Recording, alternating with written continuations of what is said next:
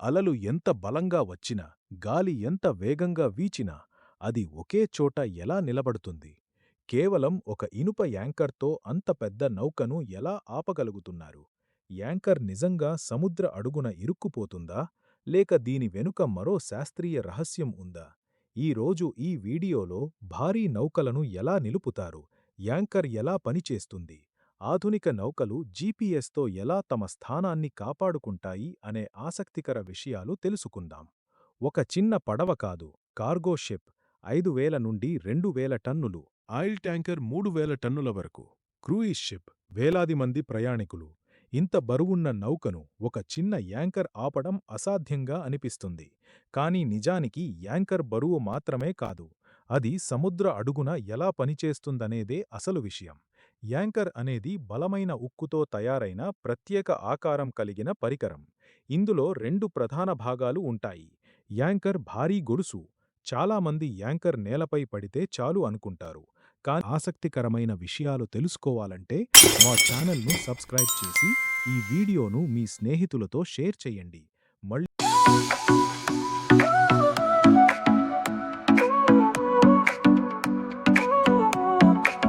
Sol y arena, oh so bright, baila.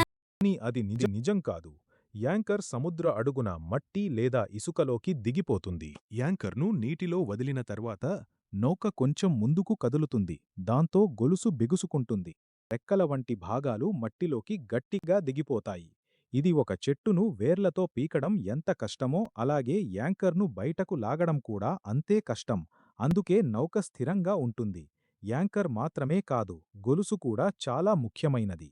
ఒక్కో link బరువు 100 కిలోల వరకు ఉండవచ్చు. ఈ గొలుసు సముద్ర అడుగున పరుచుకొని ఉంటుంది. దీనివల్ల గాలి, అలల ఒత్తిడి నేరుగా యాంకర్పై పడదు. ముందుగా గొలుసు ఆ ఒత్తిడిని తగ్గిస్తుంది. అందుకే యాంకర్ మరింత బలంగా పట్టుకుంటుంది. తుఫాను సమయంలో ఒకటి కాదు, 2 యాంకర్లు వేస్తారు. కొన్ని సందర్భాల్లో ఇంజిన్లను కూడా నడుపుతూ నౌకను సమతుల్యం చేస్తారు. కొన్ని నౌకలు సముద్ర మధ్యలో ఉండకుండా లోతైన ప్రాంతాలకు వెళ్తాయి. ఈరోజు కొన్ని నౌకలకు యాంకర్ అవసరం కూడా ఉండదు. వాటిలో జీపీఎస్ కంప్యూటర్లు, ప్రత్యేక థ్రస్టర్లు ఉంటాయి. ఈ వ్యవస్థను డైనామిక్ పొజిషనింగ్ సిస్టమ్ అంటారు. ఇది గాలి, అలలు, నీటి ప్రవాహాన్ని గుర్తించి ఆటోమేటిక్గా ఇంజిన్లను నియంత్రిస్తూ నౌకను అదే స్థానంలో ఉంచుతుంది. కొన్ని యాంకర్ల బరువు 30 టన్నుల కంటే ఎక్కువ ఉంటుంది. ఒక్క యాంకర్ గొలుసు వందల మీటర్ల పొడవు ఉంటుంది. సముద్రం ఎంత లోతుగా ఉంటే అంత ఎక్కువ గొలుసును వదులుతారు.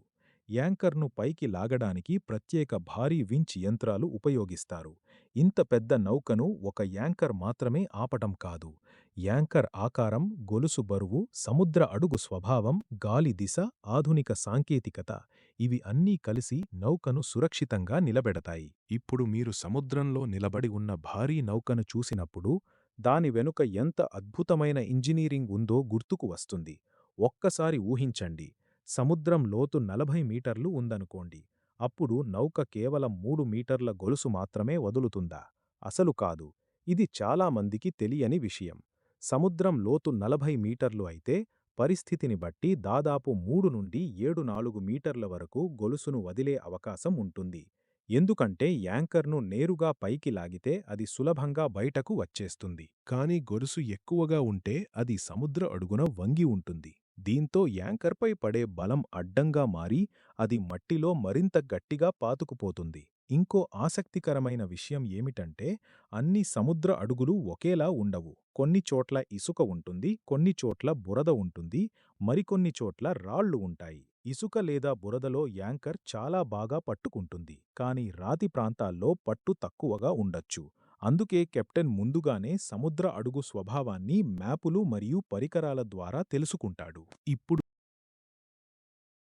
ఈ రోజు మనం చూసే భారీ ఉక్కు యాంకర్లు ఎప్పటినుంచో ఉన్నాయని అనుకుంటే అది పొరపాటు. వేల సంవత్సరాల క్రితం మనుషులు సముద్ర ప్రయాణాలు మొదలుపెట్టినప్పుడు వారికి ఆధునిక యాంకర్లు లేవు. అప్పుడు వారు ఒక సాధారణ పద్ధతిని ఉపయోగించేవారు. ఒక పెద్ద రాయికి తాడు కట్టి సముద్రంలో వదిలేవారు. ఆ రాయి బరువు వల్ల పడవ కొంతవరకు ఒకే చోట ఉండేది.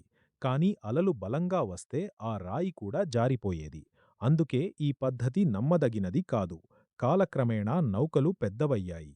సముద్ర ప్రయాణాలు వేల కిలోమీటర్ల వరకు సాగాయి. అప్పుడు ఒక బలమైన యాంకర్ అవసరమైంది. మొదట చెక్కతో యాంకర్లు తయారు చేశారు. వాటి చివర రాళ్లను కట్టేవారు. తర్వాత ఇనుమును ఉపయోగించడం ప్రారంభమైంది. అలా నెమ్మదిగా మనం ఈ రోజు చూస్తున్న ఆధునిక ఉక్కు యాంకర్లు అభివృద్ధి చెందాయి. కానీ ఒక ప్రశ్న, యాంకర్కు ఎందుకు ఆ విచిత్రమైన ఆకారం ఉంటుంది? దాన్ని గుండ్రంగా లేదా చదరంగా చెయ్యలేరా? అసలు కారణం దాని ఫ్లూక్స్, అంటే యాంకర్కు ఉన్న రెక్కలలాంటి భాగాలు. యాంకర్ సముద్ర అడుగున పడినప్పుడు ఈ రెక్కలు ఇసుక లేదా బురదలోకి చొచ్చుకుపోయి గట్టిగా పట్టుకుంటాయి. ఒకసారి అవి లోపలికి వెళ్ళాక బయటకు లాగడం చాలా కష్టం. ఇది పొలంలో నాగలి నేలలోకి దిగినట్లే ఉంటుంది. ఇంకో ముఖ్యమైన భాగం షాంక్. ఇది యాంకర్కు ఉండే పొడవైన మధ్యభాగం. గొలుసు దీనికే కట్టబడుతుంది.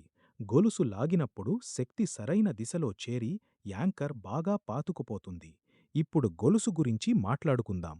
చాలామంది యాంకర్ మాత్రమే ముఖ్యమని అనుకుంటారు. కాని అనుభవజ్ఞులైన నావికులు ఒక మాట చెబుతారు. యాంకర్ కంటే గొలుసే ఎక్కువ పని చేస్తుంది. ఎందుకంటే గొలుసు చాలా బరువుగా ఉంటుంది. అది పూర్తిగా నిటారుగా ఉండదు. సముద్ర అడుగున ఒక వంపుతో పరచుకుని ఉంటుంది. గాలి లేదా అలలు నౌకను లాగినప్పుడు ఆ బలాన్ని గొలుసు మొదట తనలోనే గ్రహిస్తుంది. అందువల్ల యాంకర్పై ఒక్కసారిగా ఒత్తిడి పడదు. అదే యాంకర్ విజయానికి అసలు రహస్యం.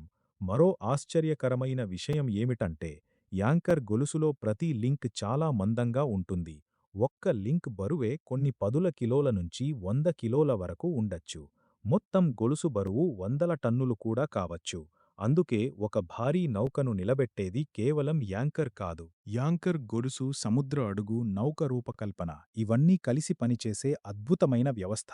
కాని ఇంకా పెద్ద ప్రశ్న మిగిలే ఉంది. ఆసక్తికరమైన విషయాలు తెలుసుకోవాలంటే మా ఛానల్ను సబ్స్క్రైబ్ చేసి ఈ వీడియోను మీ స్నేహితులతో షేర్ చెయ్యండి. మళ్ళీ మరో అద్భుతమైన కథనంతో కలుద్దాం.